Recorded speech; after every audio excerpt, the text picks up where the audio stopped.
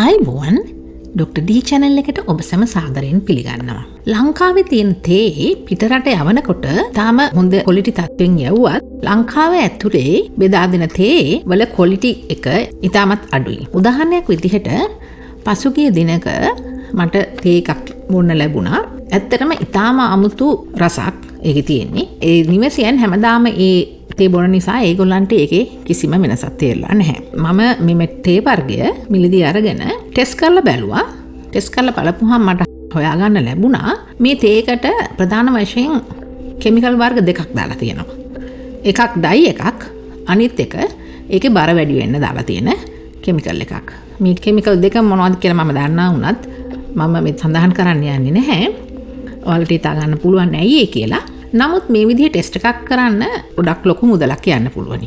ඒ නිසා මම කල්පනා කරා අපි මිලදී ගන්න තේ ගෙදරදීම කොහොමද අපි හොයාගන්නේ කිසිම වියදමක් නැතුව මේකට ඩයි දාලා තියනවද එහෙම නැත්නම් මේකට බර වැඩි වෙන්න මොන හරි කිමිකල් එකක් දාලා තියනවද කියලා.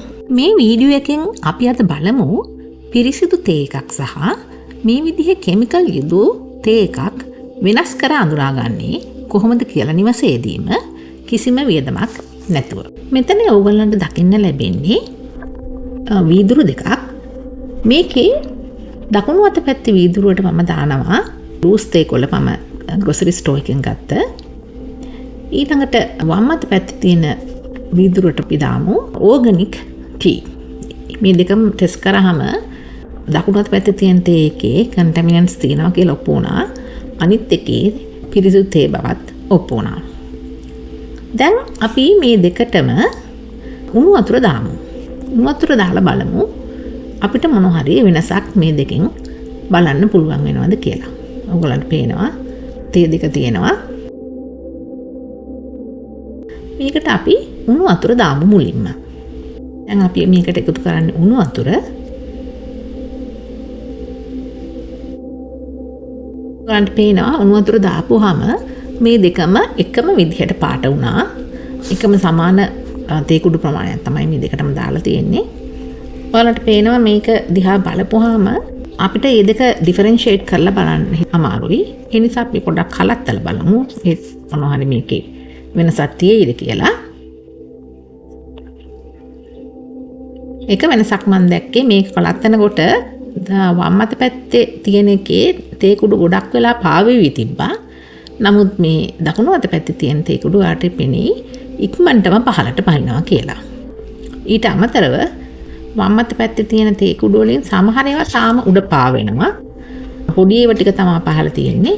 නමුත් දකුණු අත පැත්තේ තියෙන තේ එකේ ඔක්කොම තේ කුඩු ටික පහළට පහළ තියෙනවා කියලා. නමුත් මේක ඇත්තටම අපිට ඩිෆරෙන්ෂিয়েට් කරන්න ගොඩක් අමාරුයි මේ විදිහට. මොකද ඩස්ට් එක වගේ තිබුණොත් ඕගනික් ටී එකක් වුණත් ඉක්මනින්ම ඒක තෙත ගතිය උරාගෙන පහළට බහින්න පුළුවන් නිසා.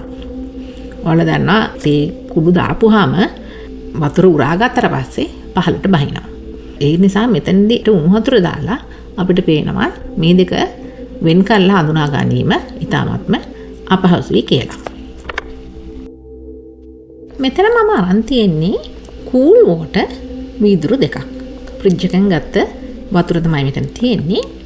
මේකේ දකුණු අත පැත්තට අපි දාමු again ග්‍රොසරි ස්ටෝර් එකෙන් ගත්ත ටී එක. වම් අත පැත්තට දාමු ඕගනික් ටී එක. දාලා අපි බලමු මොකක් හරි මෙතන වෙනසක් අපිට දකින්න පුළුවන්ද කියලා. ඔයාලට පේනවා මේ ග්‍රොසරි ස්ටෝර් එකේ ගත්ත ටී එක කෑලි ගොඩක් ලොකුයි වගේ වුණත් ඒවා ඉක්මනින්ම පහළට බහිනවා කියලා. නමුත් අනිත් එකේ ඊටාම කුඩා ඒවා තමයි පහළට බහින්නේ. අපි තේ එකක් වතුරට දාපුවාම පහළට බහින්න හේතුව තමයි ඊටාම ඉක්මනින් එකට වතුර උරාගෙන පහළට බහිනවා. නමුත් දැන් ඕගනික් ටී එක කුඩා දේවල් තමයි ඉක්මනට වතුර උරා ගන්න පුළුවන්. අනිත් එකේ ලොකු ඒවත් පහළට බහිනවා. අපි දැන් මික්ස් කරලා බලමු. දෙකම මික්ස් කරනවා මම. මික්ස් කරාම ඕගොල්ලන්ට මොනවද දකින්න පුළුවන් වෙන්නේ? ඔයාලට පේනවා අර ග්‍රොසරි ස්ටෝර් එකෙන් ගත්ත තේ එකේ ඒ තේ කොළ ඔක්කොම ටික පහළට වැස්සා. ඒ වගේම ලා දුඹුරු පාටක් ඕගොල්ලන්ට පේනවා. නමුත් අනිත් එකේ ගොඩක් tea leaves තාම උඩ පාවෙනවා. වතුර එක තාම clear. ඔයගොල්ලන්ට මෙතන පේනවා දාපු හැටියෙම වෙනසක් වෙනවා. ටී එකක් හොඳ නම් ඒක මේ සීතල වතුරේ දිය වෙන්න විදිහක් නැහැ. නමුත් මෙතන ඔයාලට පේනවා මේ සීතල වතුරෙත් මේකේ දුඹුරු පාටක් පේනවා. නමුත් ඕගනික් ටී එකේ එහෙම පාටක් නැහැ. මේ තියෙන දෙකේ වෙනස ඔයගොල්ලන්ට පේනවා ඕගනික් ටී එකේ ගොඩක් ටී ලීව්ස් තාමත් උඩ පාවෙන විදිහ. අනිත් එකේ ඔක්කොම තේ කුඩු ටික පහළට පැහැලා. ඒ වගේම ඔයාලට පේනවා ඒක දුඹුරු පාට වේගන එන හැටි ඕගනික් ටී එකේ හරිම ක්ලියර් තාම දුඹුරු පාටක් වෙලා නැහැ. එහෙනම් මේ විදිහට තමයි ඕගොල්ලන්ට මේ දෙක ඩිෆරෙන්ෂিয়েට් කරලා බලන්න පුළුවන්. ඕගොල්ලෝ කඩේට ගියත් උනත් ඔයාලා ගාව ක්ලියර් වතුර බෝතලයක් තියෙනවා නම් ඒක සීතල වතුර නම් ඒකට මේ විදිහට මේ ටී ලීව්ස් දාලා බලන්න. ඒක පොඩ්ඩක් හයියෙන් හොලවලා බලන්න. හොලවලා බලපුවාම ඔක්කොම ටී ලීව්ස් ඉක්මනට පහළට වැටෙනවා නම් ඒ කියන්නේ ඒකේ බර වැඩි වෙන්න මොන හරි මේගොල්ලෝ දාලා තියෙනවා. ඒ වගේම මේ විදිහට පාටක් එනවා නම් එක පාටම ඔයාලට පේනවා තප්පර 30ක් විතර ඇතුළත මේක පාට වෙනවා. ඒ කියන්නේ ඒකට ඩයි එකක් දාලා. මේක උණු වතුර දාලා අපිට හොයාගන්න අමාරුයි. මොකද උණු වතුර දාපු හැටියේ දෙකම එක පාටම පාට වෙන නිසා. ඔයාලට පේනවා දැන් මික්ස් කරනකොට ඉක්මනටම අරවා හරියට බරට ඉක්මනටම පහළට එනවා. නමුත් ඔයාලට පේනවා දැන් අර ඕගනික් ටී එක ඒක පාවි තියනවා මිසක් එහෙම එක පාටම පහළට යන්නේ නැහැ. ඒක තමයි ඔයගලන්ට මේ දෙක වෙනස් කරලා හොයාගන්න පුළුවන් හොඳම ක්‍රමය. මෙතන තියෙන්නේ තේ වර්ග 3ක්. ඔයාලට පේනවා දැන් මම zoom කරන්නේ loose tea grocery store එකෙන් ගත්ත. ඔයගලන්ට පේනවා එතන ඒක වෙනසයි. මෙතන තියෙන්නේ ඕගනික් ටී එකක්. ඒකේ තේ කොළ පොඩක් කුඩායි. මේ තියෙන තවත් තේ කොළ වර්ගයක්.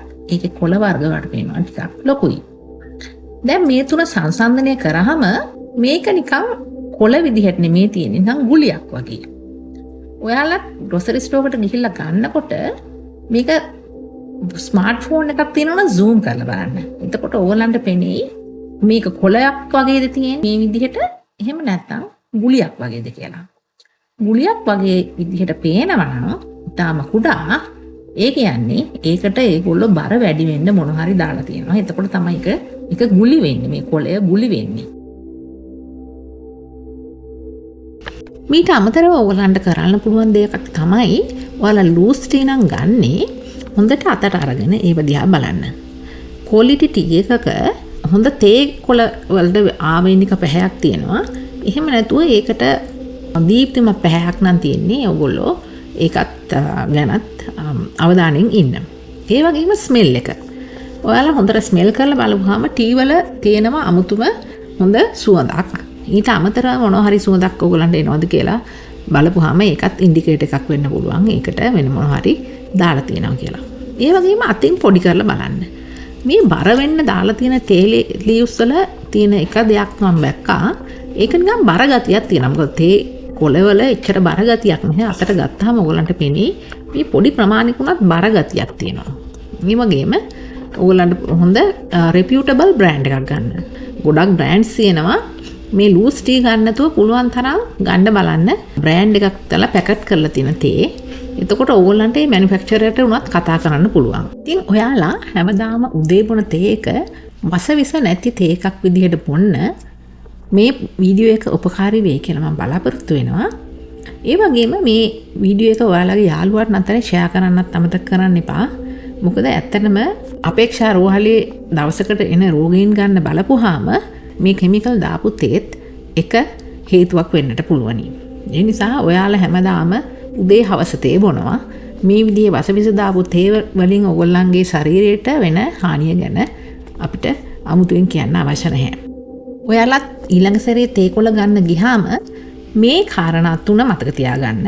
පළවෙනි එක තමයි තේ කොළ ටිකක් ඇල් වතුරට දාලා බලන්න එක පාටම ඒකෙන් පාටක් එනවද කියලා.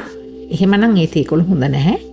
දෙවෙනි එක තමයි කැමරා එකෙන් zoom කරලා බලන්න ගුලියක් වගේද තියෙන්නේ නැත්නම් ඕගොල්ලන්ට තේ කොළ වෙන වෙනම හඳුනා ගන්න පුළුවන්ද කියලා.